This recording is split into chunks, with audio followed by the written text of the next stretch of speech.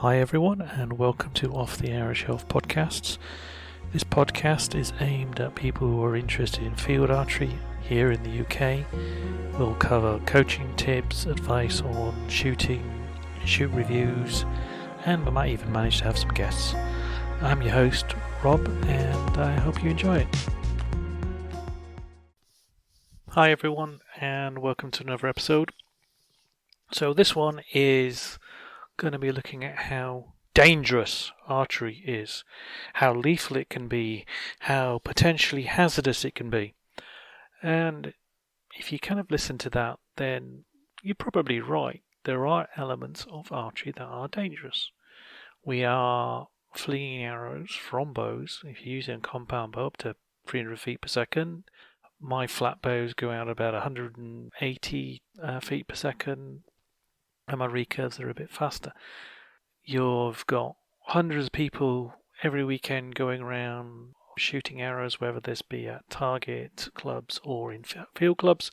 Yet very few people get injured, and quite often those injuries are nothing to do with archery. They're kind of trips and falls, or in the summer there might be bee stings or insect bites, heat stroke, those sort of things.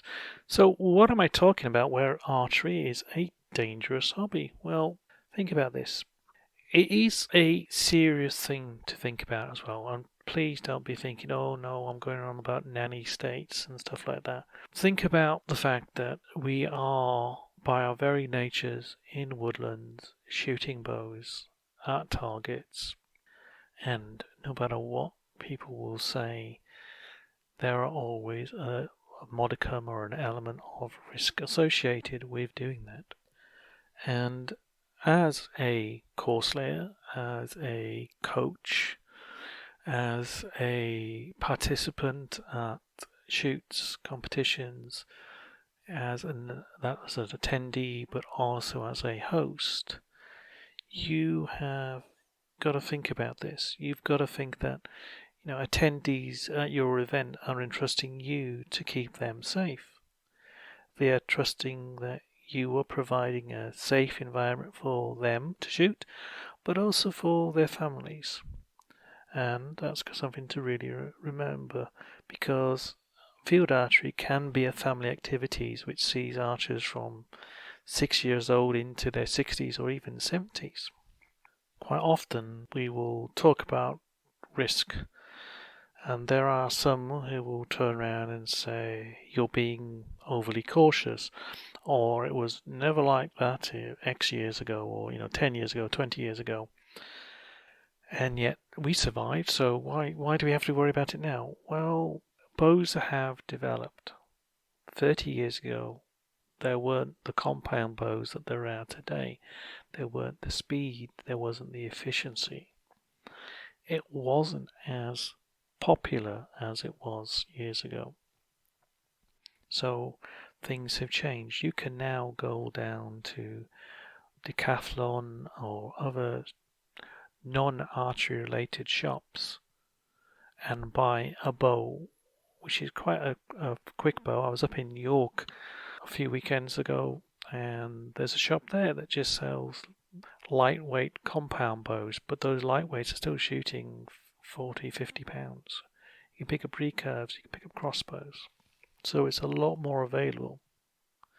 And why am I going on about this? Why am I mentioning this? Well, yes, it is a sensitive topic. Clubs get very protective. They get very worried when you start talking about risk assessments. For me, associating archery with risk has a negative impact. But if you neglect that, if you ignore the potential risks, then you're doing an injustice to the people who are attending, and you're also potentially putting them in danger.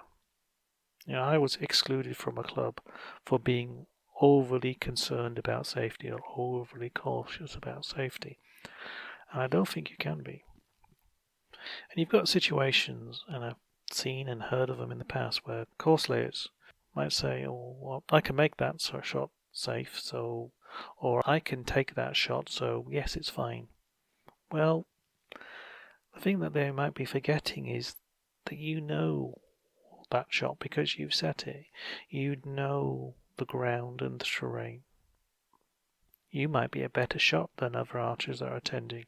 You might be shooting a bow which is matched to the arrows perfectly. You might be very capable of distance judgment, and those archers that are coming to you won't necessarily have those skills.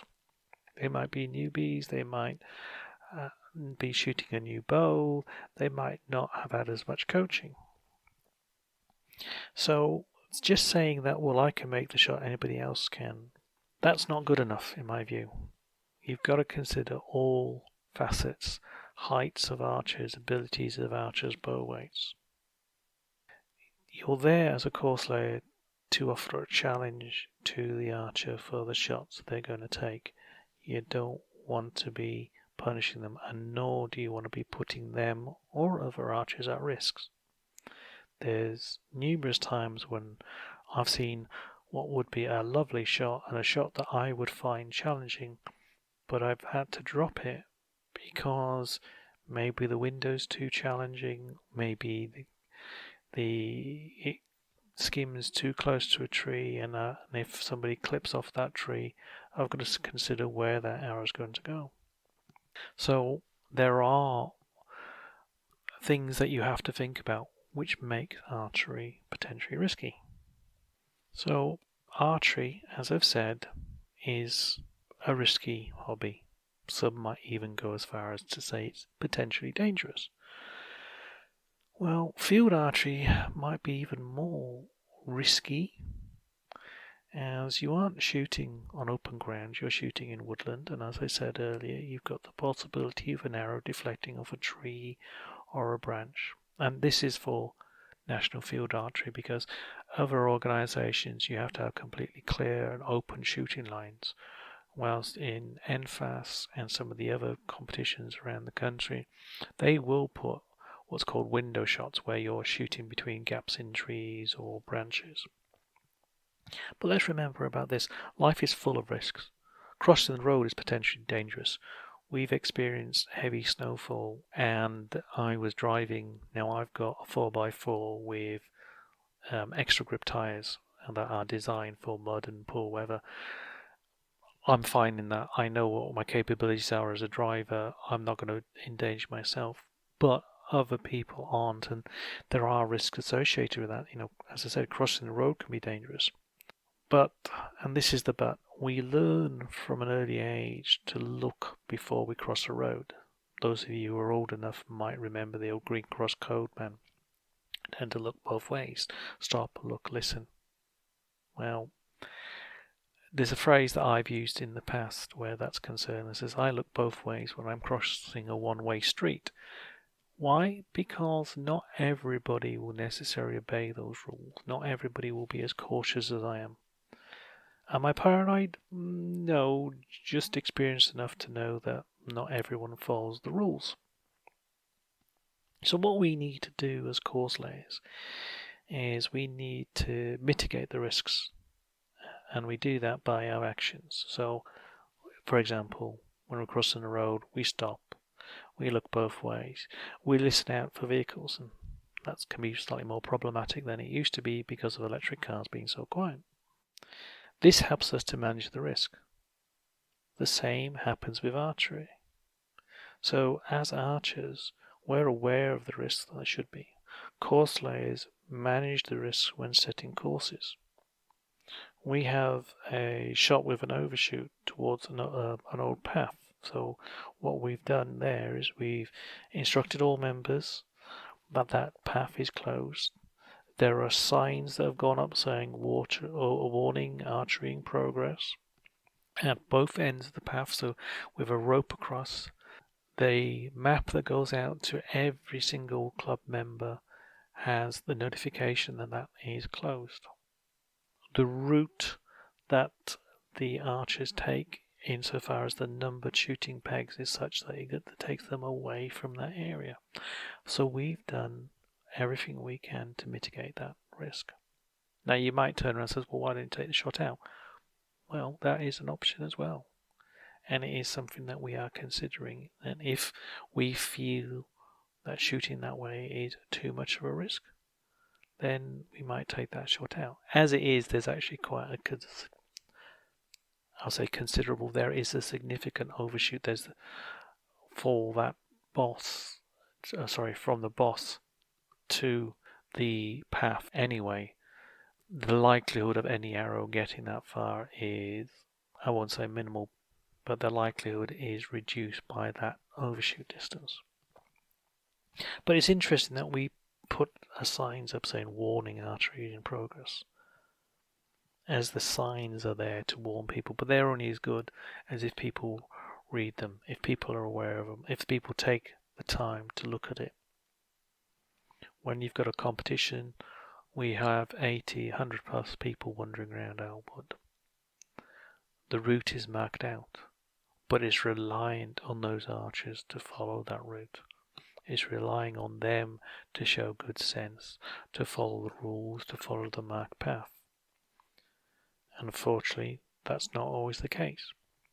So we have to consider these factors when we are actually course laying and looking at the risks of the path. How can we mitigate? How can we reduce the risks? And there are a variety of risks. I've spoken about deflection of arrows off undergrowth, and that might be used to frame the shot. There's the risks associated with trips and falls on uneven ground as people are walking along. Summer months, you've got stings, insect bites, other wildlife. The UK, in the last few years, has seen an increase in the number of ticks that are around, and that increased the risk of Lyme disease, and we have deer in our woodland, so we have to highlight that risk. If you add in any footbridges that might be going over streams or gullies, we've got them in our wood. We have tried our best to mitigate the risk of slips and falls by making them particularly wide, so it's wide enough for somebody to get across. They're about 2.5 foot wide. We've put a roofing felt down so that people have a grip. We sweep them to make sure there's no leaves or debris on them. We've got risks from overhead trees, dead tree branches that are hidden, and I've spoken on previous podcasts about tree branches being down and the risks associated with that's concerned. And these are things that you have to maintain and you have to be aware of. Weather conditions play a factor. I said earlier we've had heavy snowfall, but there's snow. What about if you are in summer months and it's a hot period? Could people get dehydrated if there's lots of walking or if they're out in the open? And these are risks that you need to think about. So, there's cold, there's heat exhaustion, there's what if people get very wet. Now, when you think about it, it's amazing there are so few incidents. That there are, and those incidents that are taking place are usually trips and falls. And that raises the question again. I like wandering around our wood on my own, and I will do that when I'm doing risk assessments, and I'll do that when I'm doing course laying review. But what if you're shooting on your own? There's people I know that have gone out shooting on their own, they've tripped, they've fallen, they've injured themselves, and there's a risk associated with that. National Field Archery Society recommends that you don't shoot on your own in their rules. But if people do want to do that, then how does your club mitigate it? Well, you can say, for example, we've got a WhatsApp group, so people say when they're going down the wood, when they're leaving the wood, so we're aware of it. During the COVID periods, we had a logging in and logging out, and that's a way of doing it. I'm going to leave this now, but I just want to leave you with a couple of things to think about when you are wandering around in the woodlands and you're looking at it from a point of view. Backstop nets. I have heard so many times people say, oh, this shot is a bit risky. If we put a backstop net in, it'll be fine. Well, a backstop nets do not always stop arrows. From my 45-pound flat bow, my arrows have punched quite easily through a backstop net, which has been hung inappropriately. It's been hung taut, so there's no slack in it, so it doesn't stop the arrow, and my arrow went straight through. A friend of mine who shoots a compound bow has also had their arrow just punched clean through a backstop net that's been hung inappropriately. Now, we've got one up at one of our targets. It's not because of a safety reason, it's because people misjudge the distance.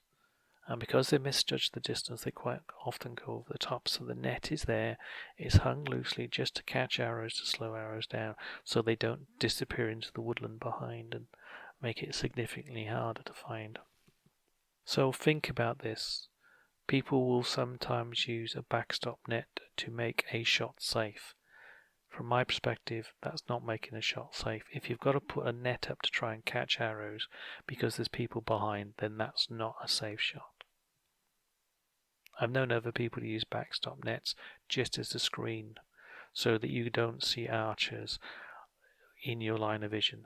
So it's not there from a safety point of view, it's solely there for a screen. That works. So I realise risk is not the most glamorous topic to cover when it comes to field archery, but I wanted to raise the question and to make people think about what risks are associated. Recently I visited the train museum, the British Train Museum in York, and there they have a steam train. And I did some calculations. That train travelled as fast as my flatbow shoots an arrow. Now, that's amazing, the fact that the people were brave enough to sit in there and actually do that. And I think it's absolutely amazing that they managed to do that all those years ago. But it got me thinking about risks and wandering around and the risks that was associated for that train, but also about wandering around woodland and how many people you might have. As I said, we'll have 80 competitors plus at our shoots. Others will have more. The National Field Archery Society's national tournaments have had up to 800 archers, and a significant proportion of the 100 to 200 of them will be shooting compound bows, which will be around 300 feet per second. The amount of energy that's in them means that if they get a deflection off a tree, that arrow is not going to be stopping very quickly, and it will ricochet and bounce off other trees. Less of an issue with wooden arrows, because I tend to find that my wooden arrows, if I hit a tree, will either bend or break. Simple as that. Carbon arrows won't so much. So, risks associated with archery. I've talked around going around the woods. There's also the risk that comes around with you not having your equipment correctly set up. So, is everything in working order? Are your arrows damaged? If they're damaged, should you be shooting them? Check the nock. If you hear, I was practicing the other day, put a couple of arrows down the range, and I heard this clatter as my arrow hit an arrow that was already in the boss. So first thing I do when I go down there, when I draw the arrow, is I check to see if there's any damage to the arrow. Is the nock damaged? And I've seen it, and I've sadly heard it when it was on the range.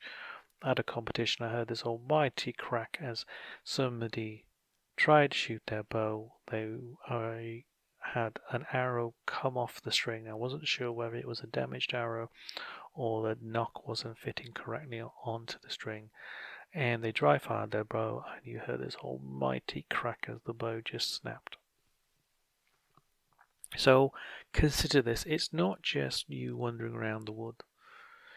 I have taken myself off a course before now because I haven't felt well and I didn't feel up to actually finishing the shoot.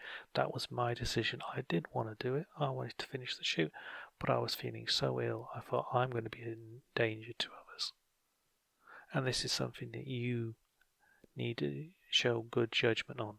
If you're on medication, maybe you've had a heavy night the night before, maybe you're getting over a health issues, and you're suddenly feeling faint or you're suddenly feeling unwell, don't continue on that course. Don't continue shooting if you're not feeling well, because you're a risk to yourself, you're a risk to others. You're a risk in the situation of if you did have a fall, let's say, you're going to have to get emergency services in there. And you see this with mountain rescue teams a lot, and I know some people that are involved with mountain rescue and how they've found people. Some people have gone up with all the right equipment and they just had bad luck. They've pulled an ankle, weather's changed, they've fallen. But there's other people that go out there and they shouldn't really be doing it. They haven't got their correct equipment. They have injured themselves. So there's two categories there. One, inappropriate behavior. Two, accidents. And accidents happen. Everybody has accidents. Everybody can trip up. Anybody might get caught on brambles. Yeah, anybody might, slip as you're walking up a slope. I've done it before now. I've been walking down a slope and my feet have gone away from me and I've clocked my head. So, but think about it. All right, think about the risks. Think about what risks from a course layers you can control. Think about the risks associated with shooting as a competitor, as an archer. What can you do to minimize those risks? Okay, as I said, this isn't the most exciting topics for many, and I will probably have people turn around and say, oh, you're talking about a nanny state and talking about risks, and well, no, I'm not. This isn't a nanny state. This is me looking at it practically. I've been injured on courses. I've had insect bites that have nearly resulted in loss of a finger because of my wedding. My hand swelled up so much that I had to remove my wedding ring. Otherwise, my finger, the circulation of my finger would have been lost. There are friends who have had Lyme's disease from tick bites. There are other people that I know who have been out working in a woodland and as they've been working around a tree, a branch has fallen on them. It is risks that we have to recognize and not be blind to, and we mitigate them by our behavior. As a course layers, you have a duty of care to other people. My wife is a scout leader, and she has to document risk assessments for each of their activities, whether they're going on a camping, whether they're going on a hike or anything like that. And this is so that people are aware of them or made aware of those risks that can come about. And people say, oh, risk assessments are ridiculous. No, they're not. They're there for you to be able to recognize the risks that you might be putting those individuals to. And that's the same from coaching, course laying, or as you as an individual. Okay, as I said, thanks for your time. I hope you found this useful. It's a topic I've wanted to talk about for a while because of a few things that have been happening, and let's see where we go from here. If you've got any questions, feel free to drop me a line. Happy to talk about this, happy to talk about course laying and things you need to consider when you're actually doing or assessing courses, in my view. The last thing I want to say to you though, and this is something that's more aimed at marshals and people that are wandering around the wood during times of shoots, or maybe they might be doing a maintenance where down at the wood. If you're doing maintenance at a wood, if you're a marshal at a course, you wear a high-vis jacket so you can be seen from a distance, so attendees can ask you questions. You're readily identifiable. It does not stop an arrow. I'm beginning to sound a little bit like a don't be that guy, but the phrase. But it's true. High-vis jackets, high-vis vests, yes, they're great for identifying you to other people, but they don't make you bulletproof or arrow-proof. That does mean that you are still vulnerable. You can't be wandering around backwards around the course or walking the reverse way around the course. You can't put yourself in risk and just think, oh, I'm wearing a high vis so they can see me so they will stop shooting. They may not see you. They might be focusing down at the lens of their compound or their crossbow. So just wearing a high-vis jacket does not make you immortal. It does make you arrow-proof. It means you still have to show good judgment when you're walking around a course. So please, when you are walking around and you're wearing a high-vis, still consider potential risks that are involved in wandering around. That did sound a bit of a rant, but I've seen it on numerous occasions now where people have got a high-vis jacket on and they think, oh, well, I've got one on and it doesn't matter, they can see me, I can stand over here. No, you still got to have a duty of care to yourself and to others. Take care. Stay safe. Thanks for listening to this podcast. If you'd like to get in touch with any questions or suggestions for future podcasts, then drop me a line. My email address is offthehourShelf@yahoo.co.uk. That's offthehourShelf@yahoo.co.uk. Or you can check out the website offthehourShelf.com. I'm also on Twitter and Instagram. Thanks for listening.